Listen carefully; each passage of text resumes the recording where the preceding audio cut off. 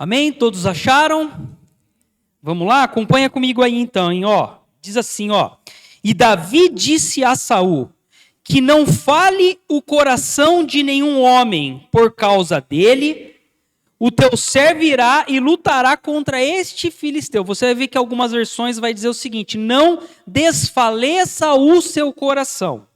33, e Saul disse a Davi, tu não está apto para ir contra este filisteu e contra ele lutar, pois não passas de um jovem e ele um homem de guerra, desde a sua mocidade. 34, e Davi disse a Saul, o teu servo cuida das ovelhas do seu pai, e quando aparece um leão e um urso, toma um cordeiro do rebanho, e eu saio atrás dele e o feri, e o livrei de sua boca. Quando ele se levantou contra mim, eu o peguei pela barba e o feri e o matei. O teu servo matou tanto o leão quanto o urso. E este filisteu incircunciso será como um deles, pois está desafiando o exército de Deus vivo. Além disso, disse Davi, o Senhor, que me livrou da pata do leão e da pata do urso, livrar-me-á da mão deste filisteu. E Saul disse a Davi, vá e o Senhor seja contigo. Amém? Queridos, eu queria conversar com vocês um pouquinho sobre fé. Não é? Fé é algo que não vem da gente. Então, assim, é algo que não é do homem, fé. Fé é um dom dado por Deus. Todo mundo consegue entender isso? Que fé vem de Deus, né? E eu quero conversar com vocês a respeito de fé. Mas antes de eu chegar nesse ponto, eu preciso mostrar para vocês como que a gente alcança, né? Qual que é a maneira da gente receber essa fé. Porque não adianta eu falar para você, olha, a fé é uma chave, e que se você usar essa chave, você vai conseguir abrir portas. Isso é verdade. Mas como que eu conquisto essa fé? Como que eu chego a ter essa fé comigo? Hoje eu queria assim, tentar te dar um caminho para você enxergar isso. Para que você possa usar a fé como uma chave que vai abrir portas sobrenaturais na sua vida. Amém? Então, assim, primeira coisa, a gente precisa saber usar isso, né? Final de semana passado, a Elaine estava de férias e nós fomos, com a nossa família, para um hotel fazenda, aqui em Águas de Lindóia. E a Elaine falou assim, olha, consegui um quarto lá que tem lareira. Eu falei assim, verdade que você conseguiu um quarto com lareira? É. Eu falei assim, então eu vou comprar lenha e a gente vai acender a lareira e a gente vai fazer marshmallow nessa lareira, beleza? Pô, falei pro Gabriel, né? Fui e comprei um saco de 10 quilos de lenha, irmãos. Comprei lá um saco de marshmallows, espetinho, falei, nossa. Aí acontece, no primeiro dia, um frio, irmãos. Eu peguei aqueles 10 quilos de lenha e taquei dentro daquele negócio ali. E a minha esposa assim para mim, viu? Você não acha que é muita lenha? Eu falei assim, você não sabe. Quem que é o homem aqui dentro do chalé? Quem é o... Você não sabe. Deixa comigo, eu vou fazer um negócio que as crianças nunca mais vão esquecer. Vai lembrar da gente comendo marshmallow para sempre. Entendeu, irmão? Meti fogo naquele negócio. A Isabela pegou o celular. Nossa, que lindo, pai. Aqueceu o quarto. Falei, tá vendo, Elaine? Vamos comer marshmallow. Começamos. Irmãos, a glória de Deus parece que baixou naquele lugar. Uma nuvem assim se fez naquele quarto. Quase 1h da manhã. Né? A Elaine falou, você não acha que está demais? Vamos apagar isso. Eu falei assim, você não sabe de nada, Elaine. É assim mesmo. Irmão, você cheirava assim, um cheiro de fumaça, o olho ardendo assim, eu quase chorando, né? E eu não queria dar o braço a torcer. Bom, final das contas, tivemos que abrir o quarto inteiro, as janelas, 1h da manhã, todo mundo com frio, coberto assim, para que saísse aquele cheiro, não é? Por quê? Porque eu não tinha condições de lidar com aquilo, eu não sabia. Né? Depois conversamos com o rapaz, ele falou assim, não, Marcelo, é só um pouquinho de lenha que você consegue, que você coloca lá, não precisava ter colocado tanto. Por que eu estou falando isso? Porque muitas vezes a gente faz assim, com as coisas da vida, com as coisas de Deus. A gente não sabe como lidar, e a gente vai, não, vamos tocando, coloca a marcha, né? Coloca a marcha, vamos lá. Mas nem sempre é assim. E eu quero te dar o caminho aqui de como você alcançar uma fé. A fé que agrada a Deus, a fé que abre portas, amém? Eu queria ler um outro texto com você, você pode abrir comigo lá, Romanos 6. Olha que interessante o que o apóstolo Paulo vai nos ensinar essa noite. Romanos 6.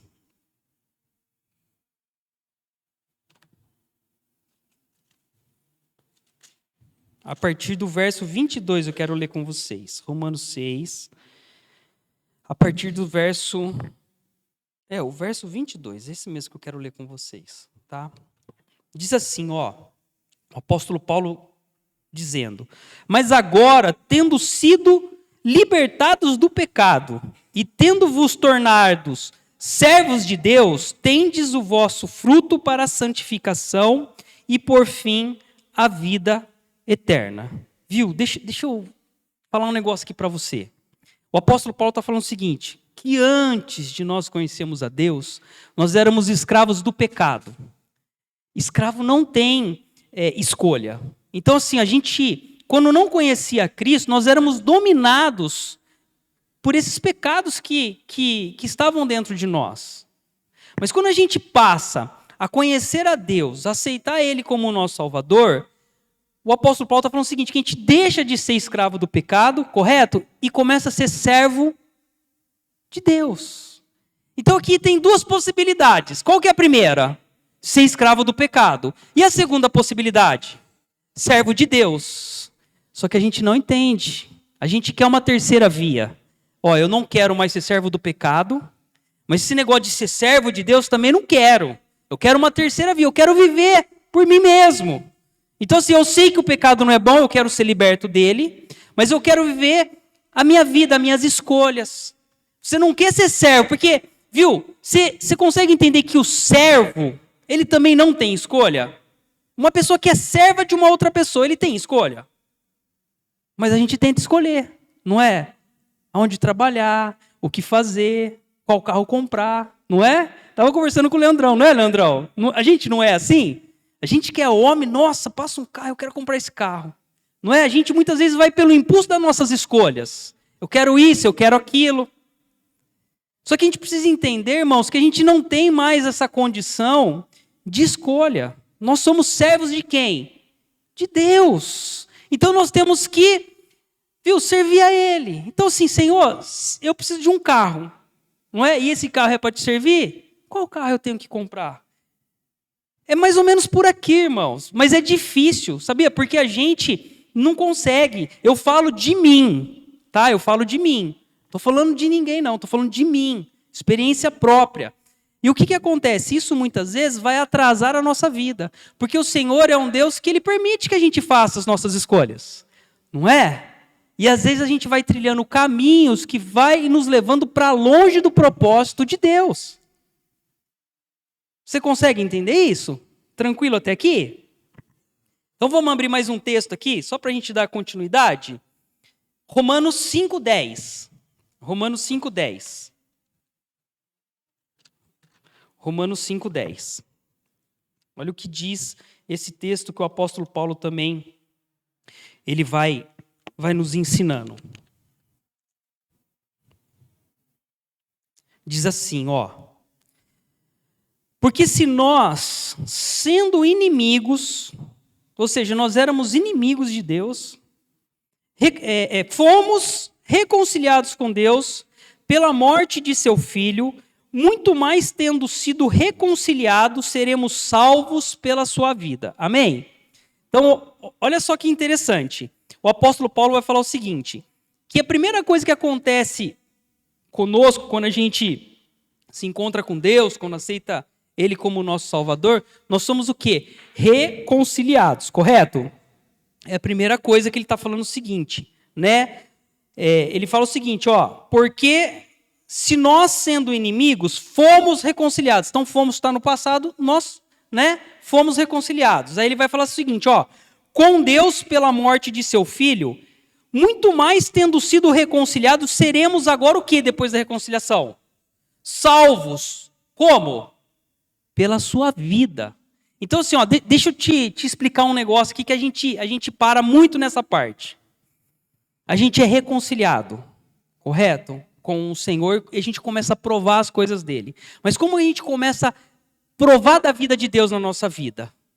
Como é que isso acontece? Porque o apóstolo Paulo está falando o seguinte, olha, que para que exista uma transformação na nossa vida, a gente tem que ser reconciliado e após isso, né, seremos salvos pela sua vida. Vida de quem? Vida de Cristo, né? E eu coloquei o seguinte assim, ó, deixa eu ver onde que está aqui, se é isso aqui. Coloquei aqui, ó. Quando nós somos salvos, nós não somos transformados imediatamente. Você lembra quando você aceitou Jesus? Cheio de pecado, cheio, tudo torto. Você lembra ou não? Quando eu aceitei Jesus, irmão, eu bebia, né? Eu não fumava, mas fazia graça, andava com cigarros, né? Isqueiro. Eu era tudo torto, viu? Picareta. Sempre, eu tenho um registro só na minha carteira de trabalho. Eu trabalhei uma vez registrado só. Depois eu sempre trabalhei por conta. E assim, sempre com vendas, com negócios, assim, sabe? Então assim, sempre fazendo muita coisa torta, sabe ou não? Quando eu me converti, irmãos, essa tortice da minha vida, ela não se arrumou na hora. Continuou tudo torto ainda. Eu só dei o primeiro passo, me reconciliei e comecei a viver uma vida de transformação. Então você entende que isso é gradativo?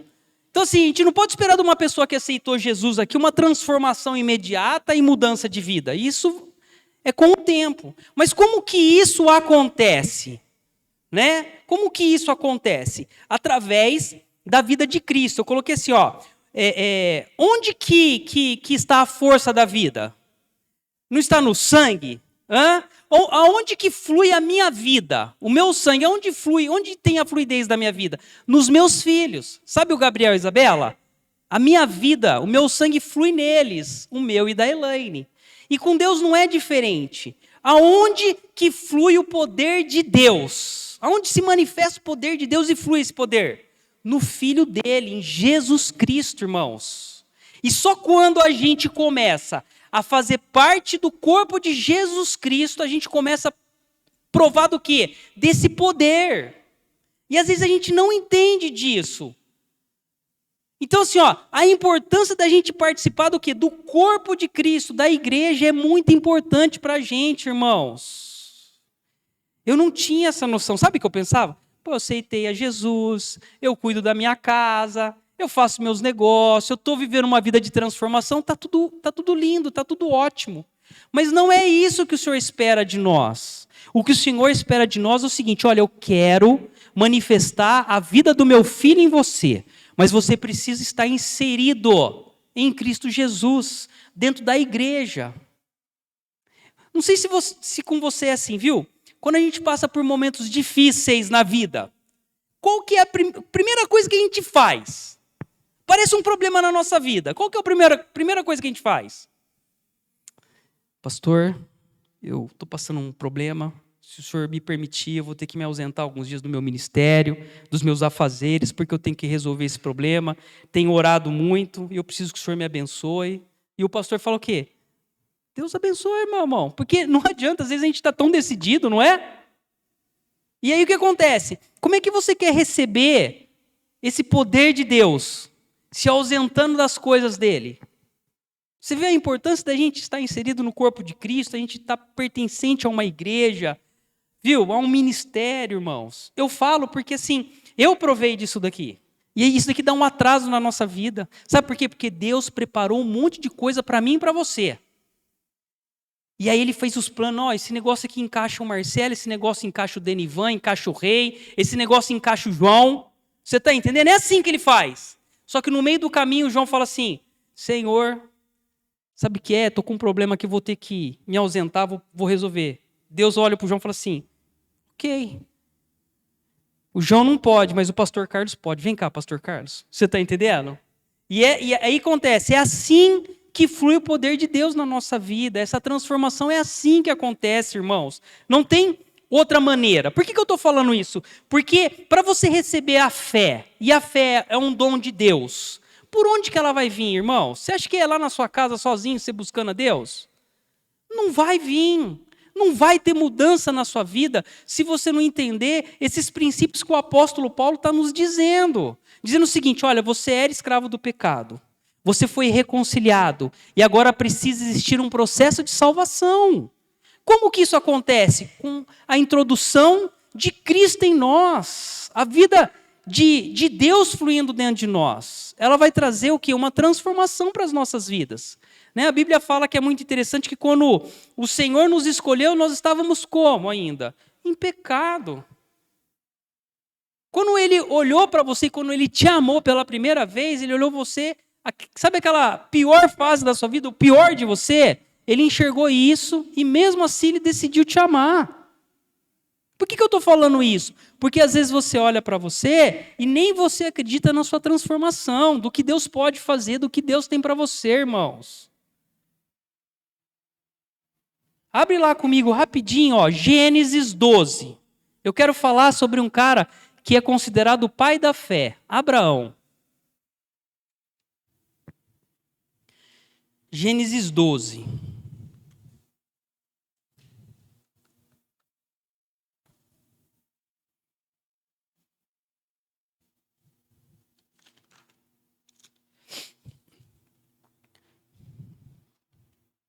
Gênesis 12. Esse Abraão, irmão, se você depois olhar lá na galeria dos heróis da fé, ele está lá. Está lá citado o nome dele. Você acredita que o nome dele está lá? Mas deixa eu mostrar para você quem que era Abraão, antes da transformação. Deixa eu mostrar para você. Gênesis 12. Eu vou ler a partir do 11. Olha o que diz a palavra de Deus. E aconteceu que quando ele estava prestes a entrar no Egito, ele disse a Sara, sua esposa, olha a conversinha do cara. Eis que eu sei que tu és mulher formosa à vista. Por isso acontecerá que quando os egípcios te virem, eles dirão, esta é a esposa dele, e me matarão, mas te manterão viva. Dize, suplico-te, que tu és minha irmã, para que eu possa ficar bem por tua causa, e a minha alma viverá por causa de ti. Aconteceu que quando Abraão havia chegado no Egito, os egípcios viram a mulher e que ela era muito formosa. Também os príncipes do faraó a viram e elogiaram diante de faraó, e a mulher foi levada à casa de faraó. E ele tratou bem a Abraão por causa dela. E ele teve ovelhas, bois, jumentos, servos e servas, e jumentas e camelos. E o Senhor atormentou Faraó e a sua casa com grandes pragas por causa de Sarai, esposa de Abraão. E Faraó chamou Abraão e disse, o que é isso que tu me fizeste? Por que não me disseste que ela era tua esposa? Por que disseste, ela é minha irmã? Portanto, eu a tomei a ser a minha mulher. Está escrito aqui, noiva, prometida. O que você entende com isso? Bom, pensa aí. Agora, pois, está aí a tua esposa. Toma-te e vai no teu caminho. Queridos, deixa eu falar uma coisa para você. Esse Abraão, ele está lá no capítulo 11 de Hebreus dos heróis da fé. Olha a conversa mole. Querida, sabe o que é? Você é muito bonita. Nós vamos chegar em tal lugar e talvez vão ver sua beleza e vão me matar. Que conversa fiada, meu irmão. Viu? Eu vou falar para você. Eu faço o que for preciso pela minha esposa. Não tem essa não. Se precisar morrer, nós vamos morrer. Não é? Mas o que acontece? Ele veio com essa conversa porque se você continuar lendo, você vai ver que ele vai sair do Egito rico, cheio de bens. Olha lá, continuando aqui, 13:1, ó. E Abraão saiu do Egito para o sul, ele, sua esposa e tudo que tinha. Sabe tudo que Faraó já tinha dado para ele? Ele levou com ele. 2, e Abraão era muito rico em gado, em prata e em ouro. Você viu quem que atormentou Faraó? Não foi Deus? Por quê? Porque Deus, ele nos vê, viu, completo. Ele não vê, viu, o hoje. Ele já consegue enxergar o amanhã. Ele sabe a sua transformação e quem você é. Ao final de tudo isso daqui, ele já sabe disso daqui, querido. Agora vai comigo lá, ó, Gênesis 18. E o Senhor tratando com esse cara, hein, meu? 18, 9.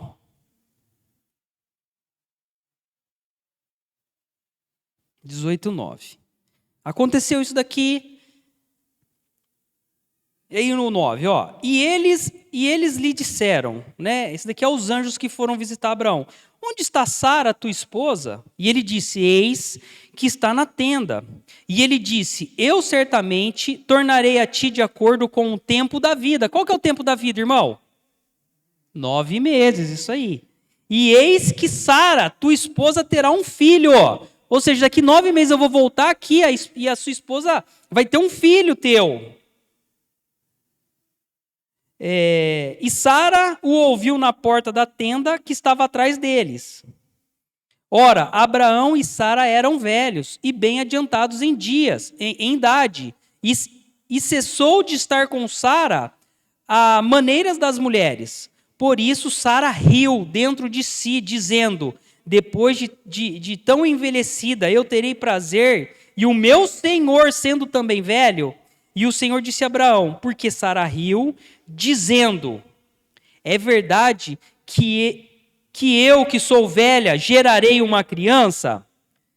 Então assim, ó, só para você entender, o Senhor tinha um projeto com esse cara aqui. O Senhor queria lhe dar um filho. Então o Senhor visita Sara e até então Sara não podia ter filho. Só que agora Sara está com a madre aberta. Ou seja, se Abraão se deitar com ela, ela vai engravidar. Por quê? Porque Deus tinha um projeto na vida deles. Então agora Sara com a madre aberta, né? Com essa palavra, daqui 9 meses eles iriam voltar novamente para ver, né? O que o Senhor tinha profetizado aqui. E se você ver aqui um pouquinho mais para baixo, vai dizer assim, ó. 14, ó, há alguma coisa difícil demais para o Senhor? No tempo determinado eu retornarei a ti, de acordo com o tempo da vida, e Sara terá um filho. Então Sara negou, dizendo, eu não ri, pois ela estava com medo. E ele disse, não, mas tu riste sim. E os homens se levantaram dali e olharam, aqui a gente vai continuar, mas olha que interessante. Se você pegar, Deus ele é um Deus tão maravilhoso assim, eu fico impressionado com as coisas dele, né? Se você pegar o texto, você vai ver o seguinte, que o anjo chega e pergunta para ela assim, ó, por que você riu, Sara? E ela vai falar, o texto vai falar que ela teve medo, mas assim, ó, o anjo fala para Abraão, olha, por que Sara riu quando eu disse que ela teria um filho? Mas ela não falou só isso. Ela falou que ela não poderia ter um filho, porque ela já não menstruava mais, mas porque Abraão também estava o quê? Morto, já não funcionava mais nada. Quando o anjo, ou seja, Deus vai falar com ela na frente de Abraão, Deus poupa essa parte. E só vai falar do que ela falou. Por quê? Porque Deus detesta a maledicência. O que é a maledicência? A gente falar de uma pessoa sem ela estar presente. Isso é terrível, irmãos. Quinta-feira, quem que não foi em Jaguariúna ainda? Quem? Cara, vocês estão perdendo. Desculpa. Eu acho que o nosso pastor está caprichando mais nas ministrações lá do que aqui. Brincadeira. Mas, cara, cada quinta-feira que eu vou lá, eu saio de lá edificado. Ele falou um pouco sobre isso daqui, irmãos. Sobre maturidade. Esse daqui é um negócio tão sério que mexe até com a prosperidade das pessoas. Você sabia que maledicência tem a ver com prosperidade? Você sabia ou não? Quer que eu te mostro? Vou te mostrar aqui rapidinho. Ó, abre comigo aí, ó, Tiago 4:11. Para você aprender, isso daqui é bom. Não estava aqui, mas eu vou falar só rapidinho para você disso daqui. Algo que eu aprendi, que eu acho que é de grande valia para você. Abre aí, Tiago 4:11. É o mesmo texto que o nosso pastor usou lá. Tiago 4:11.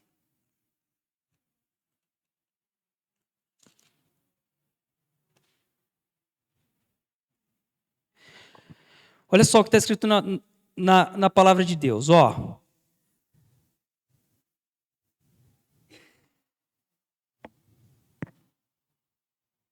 Espera aí que eu tenho outro texto aqui. Espera aí. Tiago 4:11. Ó. Não faleis maus um dos outros, meus irmãos. Aquele que fala mal do seu irmão e julga o seu irmão, fala mal da lei e julga a lei. E se tu julgas a lei, já não és um cumpridor da lei, mas juiz. Ok? Então aqui Tiago está falando o seguinte, que a gente não deve falar mal um dos outros, correto? Agora vai comigo um pouquinho mais para frente e abre lá. 1 João 3,15. 1 João 3,15.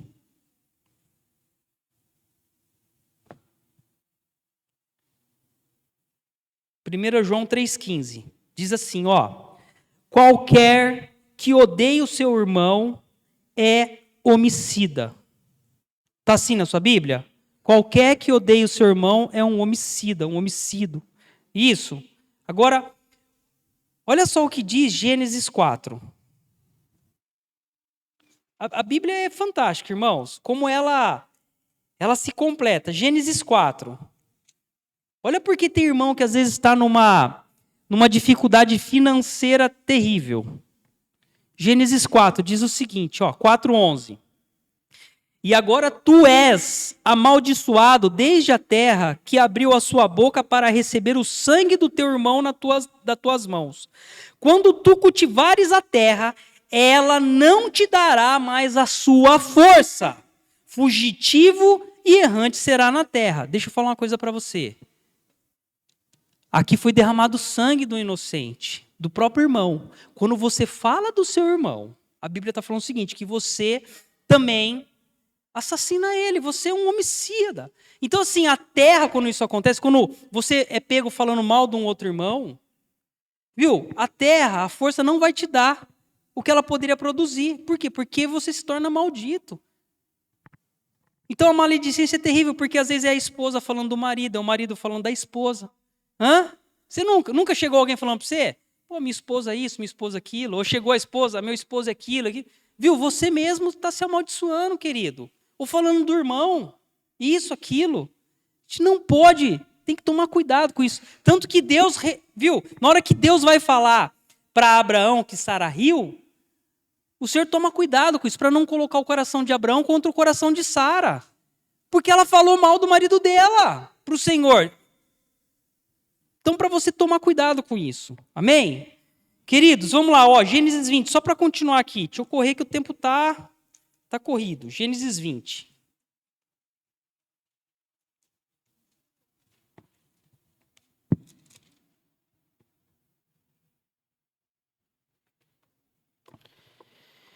Gênesis 20 a partir do 2. Estamos falando de Abraão, pai da fé, irmãos. Gênesis 2. Estamos falando de Abraão, pai da fé, hein? Diz assim, ó. E Abraão disse de Sara, sua esposa, ela é minha irmã. Pô, mas o cara, viu, já tinha passado um problema ali atrás, uns capítulos para trás, dizendo que ela era irmã do cara. Olha o problema que ele arrumou. E agora ele está fazendo, viu, está errando novamente no mesmo erro. Dizendo que ela era irmã dele, Abimeleque.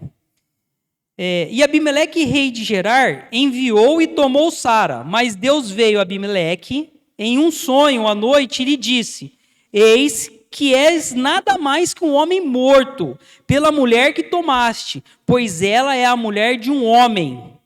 Deixa eu falar uma coisa para você aqui, viu? Novamente Abraão se enrola com o rei lá e esse rei toma Sara como sua mulher. Só que dessa vez Sara está com a madre aberta. O homem que se deitasse com ela iria gerar um filho nela. Antes desse cara se deitar com Sara, Deus chega e fala assim, viu, ô bonito, você é um homem morto. Hã? No seu passado você nunca peitou alguém falando assim, viu, você tá morto, meu irmão, se eu pegar você. Você nunca fez isso daí? Veio daqui, Deus assim, viu, você é um homem morto, cara. Se eu pegar você, é Deus falando pro cara, viu, você é um homem morto. Abimeleque, sem entender nada, fala o seguinte, ei, Senhor, eu sou inocente. O cara que mentiu para mim falou que era irmã dele. Foi, viu? Abraão mentiu para mim. Sara mentiu também, dizendo que não era marido e mulher. Agora o senhor vem contra mim, dizendo que o senhor vai me matar. Olha só o que o texto vai continuar dizendo. Ó, mas Abimeleque não havia se aproximado dela. E ele disse, Senhor, tu matarás também uma nação pura. Não me disse ele, ela é minha irmã, e ela também disse, ele é meu irmão. Na integridade de meu coração e na inocência das minhas mãos eu fiz isso. E Deus disse, em um sonho: sim, eu sei que fizeste na integridade do teu coração, pois também eu te impedi de pecar contra mim, por isso não te permiti tocá-la. Agora, portanto, restitui ao homem sua mulher, pois ele é o quê? É um profeta, irmão. Está errando pela segunda vez e o senhor está falando que o cara é um profeta. Por quê? Porque Deus já enxerga o final de tudo. Não enxerga, viu, a construção, sabe? O alicerce. Não, o Senhor já consegue ver tudo construído. E olha só ainda, hein? E ele vai orar por ti e tu viverá. Viu? Sabe o cara que te enganou? Você ainda vai falar para ele orar para você, para que você possa viver. Se tu não o restituir, sabe que certamente morrerá tu e todos os que são os teus servos. Queridos, por que eu estou falando de Abraão para te mostrar tudo isso? Porque assim, Abraão tinha um monte de defeito, mas Abraão tinha algo que agrada o coração de Deus. E o que é? Fé. O cara era tudo torto, em transformação, e ao final se tornou uma boa pessoa, como eu e você. Viu? Nós estamos em transformação contínua. Ou você não peca mais? Hein, santo? Você não erra mais? Porque você precisa me ensinar, porque eu ainda erro, eu ainda peco. Não como fazia antigamente, mas às vezes ainda tem aí uns acidentes de percurso. Não, eu não peco. Será? Para a gente pecar, a gente precisa saber o que é pecado. Você sabe o que é pecado? Quem sabe os 10 mandamentos de cor aqui?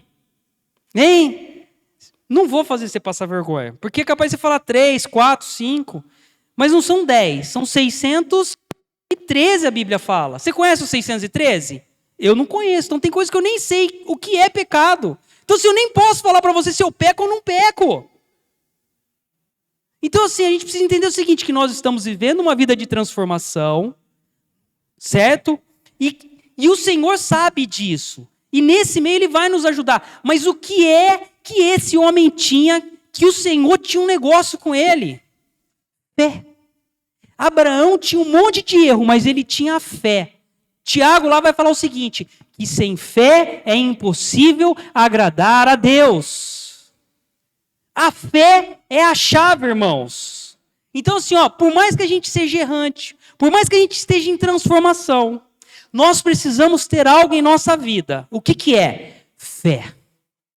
Fé agrada a Deus. E essa fé não vem de homens, não vem da nossa capacidade. A fé é um dom que Deus nos dá. Se te falta fé, peça a Deus.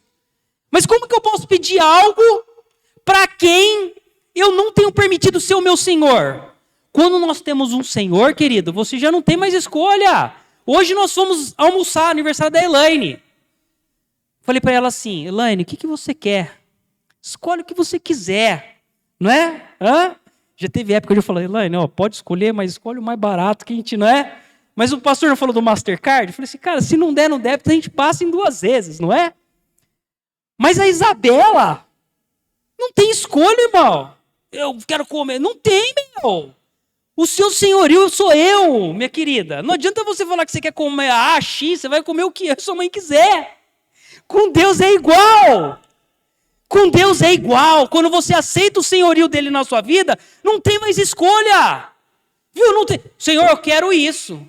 Você acha que Deus vai se importar? Às vezes o Gabriel, eu não vou comer isso, quero batata e hambúrguer.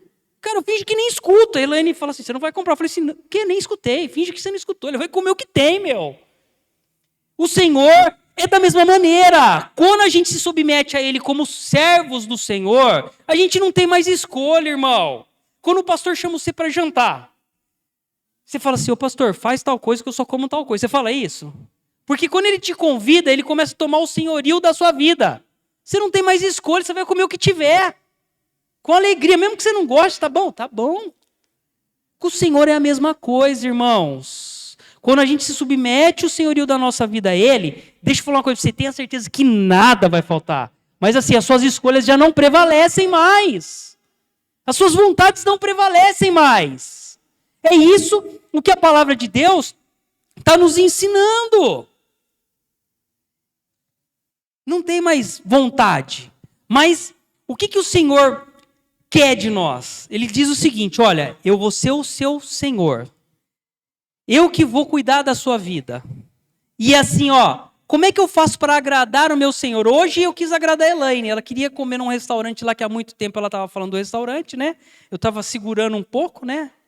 Estava segurando que eu estava meio sem vontade de ir lá para conhecer. Mas hoje nós fomos. Nós fomos lá, conhecemos o restaurante que ela queria. Restaurante muito gostoso lá, comemos lá. Deus muitas vezes age assim com a gente, sabia? Ele não permite que a gente tenha as nossas vontades. Mas assim, existe uma maneira de a gente agradar Ele. Com a nossa fé, irmãos. Quando a gente agrada uma pessoa, a gente espera algo em troca, não espera? Eu agradei a minha esposa hoje, eu espero dela um reconhecimento, não é? Quem sabe algum irmão aí fique com os nossos filhos essa noite, viu? Não tem problema, a gente... O João mora perto da minha casa, não é? O quarto do Fábio está montado lá ainda, ficou a caminha lá. Pronto, um dorme na cama, outro dorme no sofá. Viu? Você acha que Deus, quando você agrada o coração de Deus, você acha que Ele não faz nada por você, irmão? Sabe qual que é o nosso grande problema? A gente acha que Deus é algo assim que não tem sentimento, que não está nem aí pra gente. Não é, irmão. Deus, ele tem essa coisa de sentimento com cada um de nós. Deus, ele é tão maravilhoso que assim, Ele começa a colocar na nossa mão chaves para abrir portas que a gente jamais esperava abrir. Através do quê? Através da fé, irmãos. Como que eu consigo essa fé? Eu já te mostrei todo o caminho. Quando você está inserido no corpo de Cristo, você recebe da vida dele. Você começa a receber fé. Fé que abre portas. Quais são as portas que têm se levantado contra a sua vida, irmão? Sabe qual que é o grande problema que eu vejo aqui? Que muitas vezes portas se levantam e a gente não consegue identificar as portas. A gente só vê o gigante. Voltando lá no texto de Davi, quando Golias apareceu, tinha um exército ali na frente. Municiado, preparado, que chegaram primeiro que Davi naquela situação. Mas eles não conseguiram identificar Golias como uma porta. Uma porta que iria virar uma chave, ia fazer... aquele que conseguisse entrar naquela porta, né, uma pessoa muito bem reconhecida. Davi chega lá, sondando aquela situação, e em nenhum momento Davi se pega impressionado com Golias. Ele não fala nem Golias, ele fala, quem que é esse filisteu incircunciso aí que está afrontando todo mundo? Olha a fé que Davi teve, porque ele enxergou nessa possibilidade a porta. E ele tinha a chave. Qual que é a chave? A fé. Todo mundo, às vezes, também estava lá, perante aquela porta que é Golias. Mas tem pessoas que não têm a chave. Já teve um dia da gente ficar aqui na frente, aqui, a gente não tinha a chave, demorou para chegar. Então, as pessoas chegaram primeiro, mas só pôde entrar quando alguém abriu a porta. Davi tinha a chave, ele abriu a porta. O Senhor está dizendo para você o seguinte, ei, para de querer andar pelas suas escolhas. Eu tenho uma chave para colocar na tua mão. Uma chave que vai abrir portas. Portas que se você passar por elas, vai ser algo muito bom da parte de Deus. Mas como que eu alcanço essa chave que é a fé? Se nutrindo dentro de um corpo de Cristo, na igreja, irmãos. Por isso a importância da gente estar envolvido nas coisas de Deus, na igreja. Sem essa chave você não abre portas. E sabe uma característica, eu poderia falar de várias, mas eu já me estendi demais. Mas vou falar de uma característica da fé de Davi.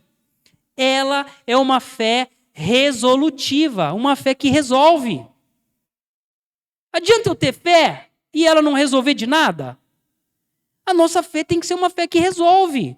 Viu? Quando ele chegou lá naquela situação, todo mundo correndo, todo mundo temendo ali, ele chega e fala assim, viu? Fica tranquilo, eu vou resolver essa situação. Quem é esse incircunciso que vem contra o exército do Deus vivo? Olha a chave desse homem, olha a fé que esse homem exerceu, queridos. E Davi muitas vezes mostra pra gente o seguinte, viu? A gente lida errado com os nossos gigantes. Porque a gente chega assim e começa a olhar para Golias e enaltecer. Olha aí, por que o senhor colocou esse Golias para brigar comigo? Por que o senhor levantou e deixou esse Golias se levantar na minha vida? O que eu fiz? Será que eu sou tão miserável pecador? Por que disso, meu Deus? E agora? Querido, Davi, em nenhum momento ele permitiu que Golias diminuísse ele. Ele chegou a Golias e falou assim, viu? Quem é você que vem afrontar o exército do Deus vivo? Muitas vezes, Deus espera isso de nós. Ele te coloca a chave que é a fé e Ele espera um posicionamento correto perante as dificuldades da vida. Não é? Passei um problemão há 2 semanas atrás. Um problemão que me perturbava dia e noite. E eu falando para minha esposa, Elaine, esse problema está tirando a minha paz. Me ajuda em oração. Não foi, amor? Não foi? E eu sou uma pessoa muito sincera, irmão. Tem 2 pessoas que me conhecem muito bem. É Deus e a minha esposa. E eu falo para ela das minhas fraquezas. Eu falo assim, nossa, Elaine, ora para mim. O senhor deve estar olhando para mim, deve estar envergonhado, porque eu sei que eu estou fazendo errado, eu estou deixando isso me perturbar.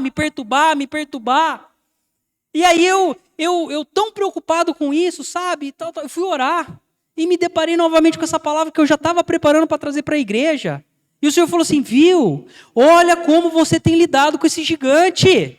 Você está batendo continência para ele. Você já está se portando como um derrotado. Vai para cima, meu irmão. Orei, irmão. Quinta-feira nós fomos viajar. Orei na quinta-feira, falei assim, verdade, Senhor. E comentei com ela, falei assim, Elaine, eu vou me posicionar, oramos junto. Senhor, quem é esse problema diante de ti? Eu sou teu filho, isso. Na quinta-feira à noite eu recebi a ligação. Olha, o seu problema está resolvido. Você só tem que vir assinar o papel. Saí lá de Águas de Lindóia, estava de férias, 6 horas da manhã, bati em Campinas, 9 e pouco, estava de volta, tomando café com a minha família, com o meu problema resolvido. Porque eu me posicionei, irmão. Não porque eu sou bom, porque eu não sou bom. Não tenho isso comigo. Mas nós temos um Deus que é bom. Nós temos um Deus que é o Todo-Poderoso. Nós temos um Deus que vai nutrir a nossa fé, que vai nutrir a nossa vida. Ao ponto de nos dar uma chave, essa chave que é uma fé, que abre portas, que Deus quer que essas portas se abram para você atravessar, irmão. Isso é testemunho de Deus. Você acha que Deus quer que o filho dele sofra? Hein? Eu olho para o meu filho e para minha filha, você acha que eu quero que os meus filhos sofram? Eu quero tudo de melhor para eles, irmãos. Por que Deus vai te tratar diferente? Mas por quê? Porque às vezes você se posiciona da maneira errada. Qual gigante tem te perturbado? E às vezes no gigante você precisa pedir, Senhor, me ajuda a reconhecer esses gigantes, essa oportunidade, essas portas. Porque acontece no casamento, irmãos, acontece com os filhos, acontece no serviço, acontece no dia a dia. Situações que se levantam que nós temos que olhar como oportunidades, meu Deus. E sair vitorioso de cada situação. Você consegue entender isso? Consegue? Irmãos, viu? Aprende com quem sofreu. Viu? Aprenda comigo, não precisa errar. Toda vez que um gigante, uma situação se levantou e eu regredi, eu tentei fazer outras escolhas, eu só atrasei o propósito de Deus na minha vida. Às vezes você não está vivendo o propósito de Deus na sua vida porque você mesmo tem atrasado. Como? Deixando as coisas de Deus de lado. As coisas de Deus é importante. Sabe por quê? O propósito de Deus que Ele tem para a sua vida é o trampolim para você ter uma vida de vitória. Entendeu? E quando eu estou falando de vitória, viu? Estou englobando bens financeiros. A gente fala muito pouco sobre bens financeiros, sobre finanças nessa igreja. Porque a gente sabe que não é isso que Deus quer tratar com a gente. Porque Ele não morreu para dar as coisas para a gente. Você acha que Jesus morreu para te dar uma casa, um carro, um bom emprego, dinheiro? Não, Ele não precisava morrer se fosse para isso. Ele morreu para que pudesse te dar vida. Vida em abundância. Vida aqui, viu, de contentamento, vida de ser feliz, irmãos. Eu falo porque eu cheguei a um ponto da minha vida que eu comecei a tomar algumas escolhas erradas, que eu estava tão ruim, que a única coisa que eu estava tendo, sabe o que era? Era um pouquinho mais de dinheiro. Mas uma perturbação, um negócio ruim na minha vida. Por quê? Porque eu saí da escravidão do pecado, mas eu não quis me submeter como servo de Deus. Porque quando a gente se submete como servo de Deus, a gente tem que falar assim, o que o Senhor quer que eu faça? É para cá? É para lá? A gente não tem mais as vontades próprias. Não é? Senhor, eu quero trilhar essa linha aqui na minha vida. eu quero trabalhar com isso, eu quero fazer aquilo. Não é assim, irmão. Senhor, o que o Senhor tem para mim? Qual que é o caminho que o Senhor quer que eu tome? Esse é o caminho mais fácil, irmãos. Esse é o caminho mais fácil, que nos traz vida e vida em abundância. O que é ter vida em abundância? É ter um casamento saudável, é ter filhos saudáveis, é ter uma vida tranquila, é ter contentamento. Hoje o mundo sofre porque ninguém mais tem contentamento. Sabia? Você compra um sapato hoje, amanhã você já está descontente.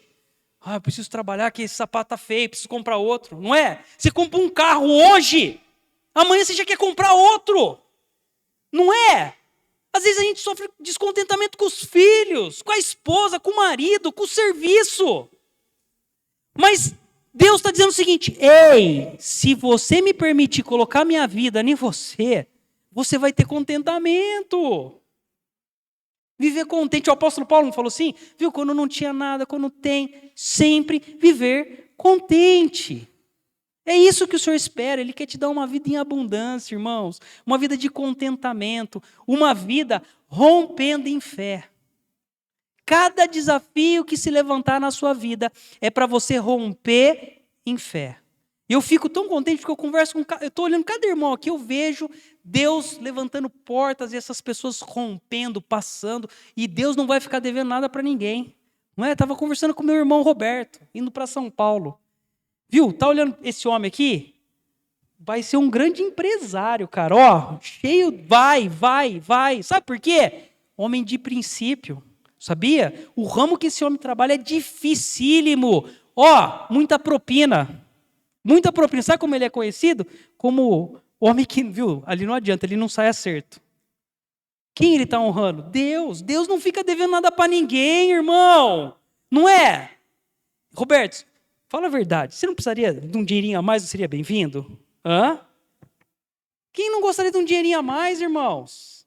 Mas quando a gente vive cumprindo o propósito de Deus por princípio, cara, Deus não fica devendo nada para ninguém. Estava conversando com o Jorge. Nossa, o Jorge é muito engraçado, cara. A gente vai no carro, a gente dá tanta risada com ele, né, Bela? Quinta-feira vai com a gente para Jaguariúna. É um menino bom também. Né? Então, todos aqui têm tantas histórias, né? Que eu tenho certeza que você vai romper em fé. Viu? Não negocie. Não regrida para trás. Não deixe o cansaço. Viu? O cansaço vai bater. Mas não regrida, não deixa o teu ministério. E qual que é seu primeiro ministério? A tua casa. Não é nem a igreja, irmão. Sabe qual não é o problema? Quando você regride dentro da sua casa. Desistindo do seu marido, da sua esposa, dos seus filhos, dos teus sonhos. O nosso primeiro ministério é em casa. Quem me ensinou isso foi o nosso pastor. Avance. Quando Golias se levantar, avance. Rompa em fé. Marcelo, mas eu não tenho condições. Comece a estar aqui conosco. Viu? Vamos orar junto, vamos participar dos cultos. Você vai ver que Deus vai te encher de vida. Avance, irmãos. Não dá mais para andar para trás. Falei para o Gil, deu umas mancadas aí para trás, aí regredi um tempo, meu. Falei para minha esposa, eu não posso mais andar para trás. 40 anos, não dá mais para andar para trás. Eu não posso mais dar passo para trás, irmãos. Não é? Glória a Deus que nós temos um pastor, nós temos uma igreja que está sempre nos ajudando a andar para frente, a romper em fé, irmãos. Amém? Vamos ficar de pé? Eu ainda tinha mais umas 3, 4 folhas para ministrar aqui, mas vamos deixar para um outro dia, não tem problema. Fique em pé. Fique em pé agora. Eu pedi para o louvor, dá para a gente tocar aquela música? Dá? Vamos cantar, vamos